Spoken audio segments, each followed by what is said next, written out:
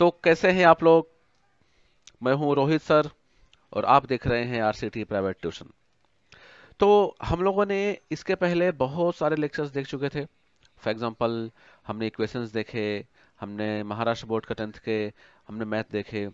आज का जो टॉपिक है ना, इक्वेशंस से ही लेके कुछ है।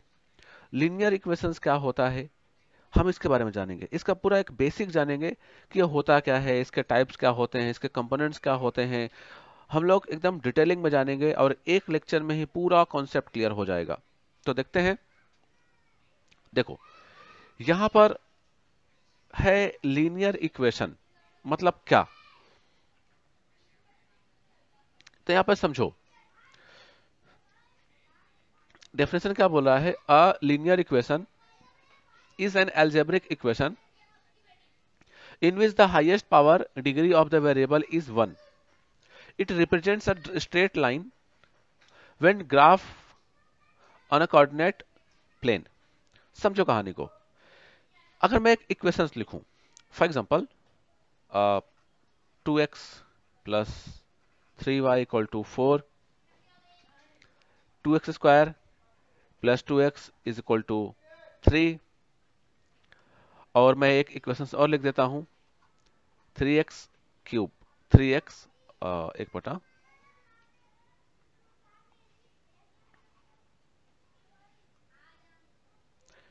3x cube plus 4x square plus 5x plus 7 equal to 0। अगर आप यहां पे देखोगे तीनों इक्वेशंस में, फर्स्ट वाला देखो, सेकंड देखो, थर्ड देखो, आप देखोगे थर्ड वाले में जो मैक्सिमम पावर है वो 3 है। मैक्सिमम पावर जो हमेशा जो x के ऊपर जो वेरिएबल होता है उसके ऊपर जो लगा होता है उसको बोलते हैं पावर। अब क्वेश्चन ये है कि वेरिएबल क्या होता है। आप 2 मिनट होल्ड करो, बताता हूं वेरिएबल क्या होता है। और यहां पर देखो पावर कितना है 2, और यहाँ पावर कितना है 1, जो दिखता नहीं पावर 1 हो गया, है ना। मतलब यूं समझो कि कोई अगर कोई इक्वेशन है, उसके जो इक्वेशन है उसमें अगर कोई ए बी सी डी के नंबर है, ए हो, बी हो, सी हो, डी हो, एक्स वाई कुछ भी हो, उसको बोलते हैं वेरिएबल, क्योंकि वो चेंज हो सकता है। और उसके पावर में, मतलब जैसे हम कैप लगाते हैं ना, तो उसके पावर में जो नंबर होता है उसको बोलते हैं डिग्री। अंडरस्टूड। तो यहाँ पर देखो, इस वाले इक्वेशन में आप देखोगे इसमें पावर कितना है 1 है, इसलिए इसको बोलते हैं क्या, इक्वेशन। कौन सा, लीनियर इक्वेशन बोलेंगे। क्या बोलेंगे इसको, लीनियर इक्वेशन। और हर एक इक्वेशन का तो ऑफ कोर्स एक डायग्राम होता है। मैंने प्रीवियस लेक्चर में बताया था कि हर एक इक्वेशन का, हर एक मैथमेटिकल इक्वेशन का एक डायग्राम होता है, उसका एक शेप होता है, उसका एक कोई फिगर होता है। तो इसलिए यहाँ पर जो लीनियर इक्वेशन है, अगर हम इसको ग्राफिकल रूप में इसको ड्रॉ करें तो हमेशा एक स्ट्रेट लाइन बनेगा। ध्यान रखने का है कि हमेशा क्या बनेगा, एक स्ट्रेट लाइन बनेगा। क्लियर है, यह समझ में आपको आना चाहिए। जैसे यहाँ पे एक एग्जांपल दिया हुआ है। एग्जांपल क्या दिया है, the sum of father's age, एक बटा the sum of father's age and the twice the age of his son 70, मतलब पापा का उम्र और उसके बेटे का उम्र का डबल। तो हमने क्या माना, फादर एज हमने मान लिया एफ, एंड जो सन का एज हमने मान लिया एस। दोनों को अगर हम लोग इक्वेशन बनाए तो 2s हो जाएगा किसका, सन का, और फादर का हो जाएगा एफ एस, प्लस कर देंगे आ जाएगा 70।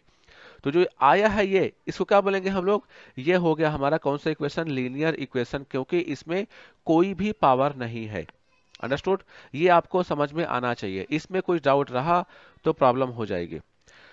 अभी कंपोनेंट्स ऑफ लीनियर इक्वेशंस, जैसे अभी यहाँ पे क्वेश्चन आया था कि भाई वेरिएबल क्या होता है, वो एक बार देख लेते हैं। तो इसमें कंपोनेंट्स से मालूम पड़ेगा अपने को। मैं एक क्वेश्चन लेता हूं, फॉर एग्जांपल यहाँ पे 2x plus 3y equal to हो गया 70, है ना। अब यहाँ पे आप देखोगे, यहाँ पे बहुत सारा चीजें यहाँ पर हैं। एक तो हो गया ये साइन, एक तो हो गया ये इक्वल टू, एक ये नंबर हो गया, फिर ये और ये दोनों एक मिला के हो गया, है ना। तो ये है क्या, समझो कहानी को। मैं एक तुमसे एक क्वेश्चन पूछता हूं, ये तो बहुत बड़ा क्वेश्चन हो गया। एक क्वेश्चन है x plus y equal to 10। अब यहां पे अगर तुम देखो, यहां पर जो 10 है 10, क्या वो बदलने वाला है क्या, वो कभी नहीं बदलेगा। वो 10 है 10 ही रहेगा। लेकिन x और y की कुछ ऐसी वैल्यू होना चाहिए कि प्लस करने पर 10 आए। प्लस करने पर कितना आए, 10 आना चाहिए, अंडरस्टूड, प्लस करने पर 10 आए। तो यहां पर x हो सकता है 5, y 5 हो जाएगा, x हो सकता है यहाँ पे 3, तो यहाँ पे हो जाएगा 7, ये x 7 हो जाएगा तो वो हो जाएगा 3।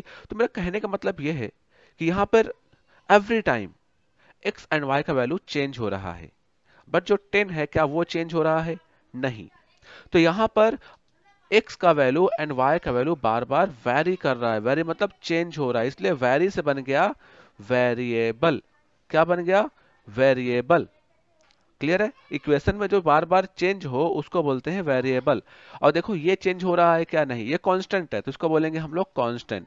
तो जो ना चेंज हो तो उसको बोलते हैं कांस्टेंट। तो यूं समझो कोई इक्वेशन में नंबर है और वो नंबर के आसपास कुछ भी नहीं है, मतलब उसके उसमें कोई भी वेरिएबल नहीं लगा हुआ है, तो वो होगा, वो उसको बोलेंगे कांस्टेंट। तो अगर हम लोग इस इक्वेशन में आए तो यहाँ पर x एंड y ये बार बार चेंज हो सकता है, तो ये क्या हो गया, ये हो गया वेरिएबल, ये हो गया वेरिएबल। और यहाँ पर जो 70 के साथ कुछ नहीं है तो ये हो गया कांस्टेंट। क्या हो गया, ये कांस्टेंट। ये है इक्वल टू, और जो प्लस माइनस साइन होता है उसको बोलते हैं ऑपरेटर। क्या बोलेंगे इसको, ऑपरेटर, इसको बोलेंगे ऑपरेटर। और जो वेरिएबल होता है उसके साथ में जो नंबर लगा होता है, वेरिएबल के साथ जो नंबर लगा होता है, अब बोलोगे सर नंबर है तो ये भी कांस्टेंट होगा, नहीं, क्योंकि अगर 2x है, अगर ये 2x है और यहां पर x का वैल्यू हमें मिल गया 3, तो 2 इंटू 3 हो जाएगा, आंसर आ जाएगा 6। तो क्या 6 में 2 बचा, क्या 2 का ओरिजिनल फॉर्म बचा, नहीं बचा, वो तो गया, रिमेनिंग यहाँ पे कोई पार्ट है ही नहीं उसका, तो ये हो गया 6। तो यहाँ पर 2 है वो डिपेंड है किस पर, वेरिएबल पर।